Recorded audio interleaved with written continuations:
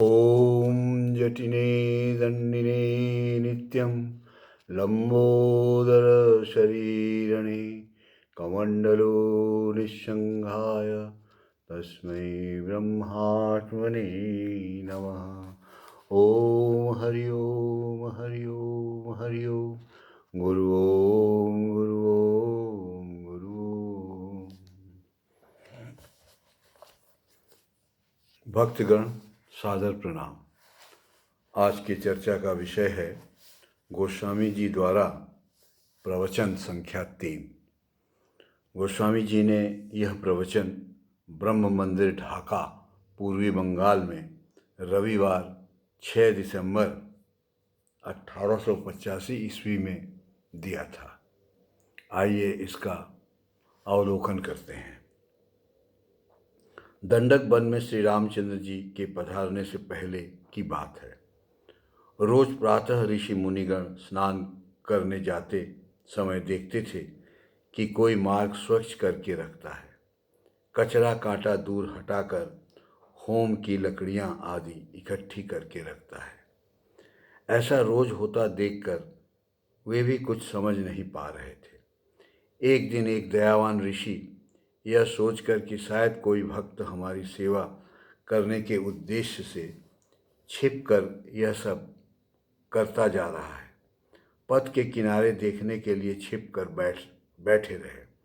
वे देखते हैं चंडाल कन्या शबरी हाथ में झाड़ू लिए खूब सवेरे पथ साफ कर रही है, फिर नाना प्रकार की सूखी लकड़ियां इकट्ठी करके लाती है और रखती है। ऋषि ने तब उससे पूछा, बेटी तुम कौन हो? शबरी चौंक उठी, लज्जा से नतमस्तक हो गई। ऋषि ने कहा, लज्जा की कोई कारण नहीं है, तुमने कुछ अनुचित नहीं किया, बल्कि तुम्हारे कार्य से मेरा बहुत उपकार ही हुआ है। शबरी ने उत्तर दिया कि मैं कुछ नहीं जानती। आप लोग जब स्नान करने जाते हैं तब कंकड़ कांटे आपके चरण में गड़ते होंगे। मैं चंडाल कन्या हूँ। बाल्यकाल से ही माता पिता की मृत्यु हो गई है। आप लोगों के अन्न से ही पली बढ़ी हूँ। आप लोग की क्या सेवा कर सकती हूँ, यह सोचकर मार्ग स्वच्छ करती हूँ। यह चुपचाप करती हूँ क्योंकि आप लोग यदि जान जाएं तो शायद इस पथ से न जाएं। ऋषि ने कहा, शबरी तुम साधारण नहीं हो, तुम्हारे भीतर अद्भुत भाव हैं। अतः मैं तुम्हें एक ऐसी वस्तु दूंगा जिससे तुम्हारा और कोई अभाव न रह जाए। शबरी ने कहा, भगवान, अर्थ की आशा से मैंने यह सब कार्य नहीं किया। ऋषि ने कहा, अर्थ नहीं, मैं तुम्हें भगवान का अनमोल राम नाम प्रदान करूंगा। भगवान का अनमोल राम नाम प्रदान करूंगा। ऋषि से नाम पाकर शबरी कृतार्थ हो गई। अन्य ऋषियों ने जब सुना तब इस दयावान ऋषि पर वे अत्यंत क्रुद्ध हुए और उन्होंने कहा, इसने चंडाल कन्या को नाम प्रदान किया है, अतः हम इसे अपने समाज से अलग करेंगे।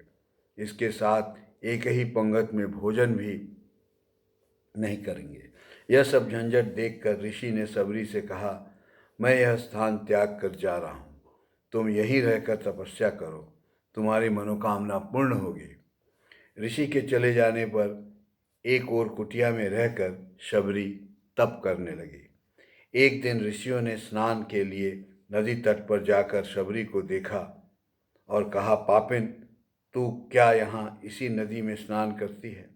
शबरी ने कहा, अनजाने में मुझसे अपराध हुआ है, अब से मैं ऐसा नहीं करूँगी। कहा जाता है कि शबरी के अपमान के बाद से उस नदी का जल रक्त वर्ण हो उठा। शबरी उसी स्थान पर फल मूल खाकर तप करती रही। गुरुदेव ने कहा, इष्ट देव पधारेंगे, अतः वह उत्तम मीठे फल चुन चुन कर चख चख कर रखती रही। इस प्रकार न जाने कितने फल सूख गए। उसे जो भी अच्छा लगता प्रभु के लिए रख देती थी। अच्छे भोजन, फल मूल आदि सभी प्रभु के लिए उसकी इच्छा बनी रहती। दिन रात उन्हीं के ध्यान में आनंद विभोर रहती थी। उसी समय राम जी वनवासी होकर दंडक वन पंचवटी पधारे। रावण ने सीता का हरण कर लिया था। सीता की खोज करते करते वहां उपस्थित होकर श्री राम ने देखा वृद्धा तपस्विनी अपने इष्ट देव की तपस्या में मग्न है। वृद्धा शबरी राम की अपूर्व छटा देखकर दौड़कर आई और कहने लगी, प्रभु आइए पधारिए, मैंने आपके लिए कितने मीठे फल मूल आदि रखे हैं। आप फल आधे खाए हुए फल लाकर उसने दिए। श्री राम वह सब ग्रहण करते हुए कहने लगे, शबरी तुम्हारे ये फल बड़े मीठे हैं, माता कौशल्या जो देती थी उनसे भी अधिक मीठे हैं। शबरी तब प्रेम विवल हो गई। वह पक्षियों से कहती, पक्षीगण तुम सब गान करो। वह क्या करे क्या नहीं समझ में नहीं पा रही थी। सामने जो कुछ दिखता सब राम को अर्पण करती रही। राम लक्ष्मण उसका भाव देखकर आश्चर्यचकित रह गए। राम ने लक्ष्मण से कहा, देखो भाई, शबरी का यह प्रेम यथार्थ एवं स्वाभाविक है। शबरी ने राम से पूछा, भक्ति कैसे होती है, बता सकते हैं? किस प्रकार भक्ति की प्राप्ति की जा सकती है, मुझे कहिए। सुना है वर मांगना पड़ता है, अतः मैं आपसे वर मांगती हूँ कि मुझे आपकी भक्ति प्राप्त हो। राम ने कहा, शबरी तुम्हारी भक्ति देव दुर्लभ है। शबरी ने कहा, तब मुझे और कुछ नहीं चाहिए, मुझे दग्ध करके तुम चिरंजीवी बने रहो। शबरी योगाग्नि में भस्म हुई। यह देखकर ऋषिगण आश्चर्यचकित रह गए।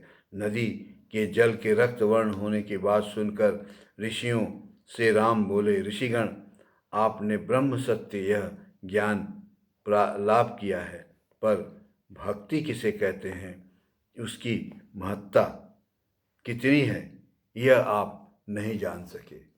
अगले कल को हम लोग इसके बाद की प्रवचन का वर्णन करेंगे। आइए तब तक थोड़ा संकीर्तन कर लेते हैं। संकीर्तन में महा आनंद है और इस संकीर्तन से प्राप्त से आनंद को श्री गोसाई जी को प्रदान करें। श्री राम जय राम जय जय राम, श्री राम जय राम जय जय राम, श्री राम जय राम जय जय राम, श्री राम जय राम जय राम, श्री राम जय राम जय जय राम, श्री राम जय राम जय जय राम।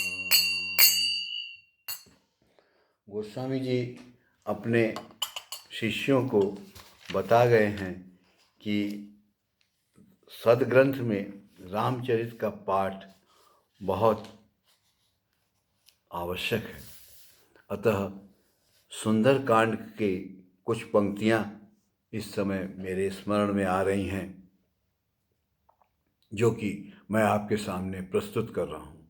अजर अमर गुण निधि सुत होऊ, करहु बहुत रघनायक छोहू, करहु कृपा प्रभु अस सुनिकाना, निर्भर प्रेम मगन हनुमाना। सुंदरकांड में हनुमान जी को सीता जी आशीर्वाद दे रही हैं, क्या? अजर अमर गुण निधि सुत होऊ, आप अजर और अमर हो जाओ। करहु बहुत रघुनायक छोहू, यह सीता जी का वरदान था। करहु कृपा प्रभु अस सुनिकाना, निर्भर प्रेम मगन हनुमाना। मन संतोष सुनत कपिबानी, भगति प्रताप तेज बलसानी। आशीष दिन्हे राम प्रिय जाना, होऊ तात बलशील निधाना। कहु तात अस मोर प्रणामा, सब प्रकार प्रभु पूरन कामा। दीन दयाल विरुद्ध संभारी, हरहु नाथ मम संकट भारी। बहुत बड़ी विपत्ति सीता जी कह रही मेरे ऊपर आ गया है। हे तात, हे पुत्र, हे हनुमान, सुनो, प्रभु को क्या कहना, कहो तात अस मोर प्रणामा, मेरा प्रणाम बोलना। और सब प्रकार से प्रभु पूर्ण कामा है, कामनाओं को पूर्ण करते हैं प्रभु। दीन दयाल विरुद्ध संभारी, हरव नाथ मम संकट भारी। जय श्री राम।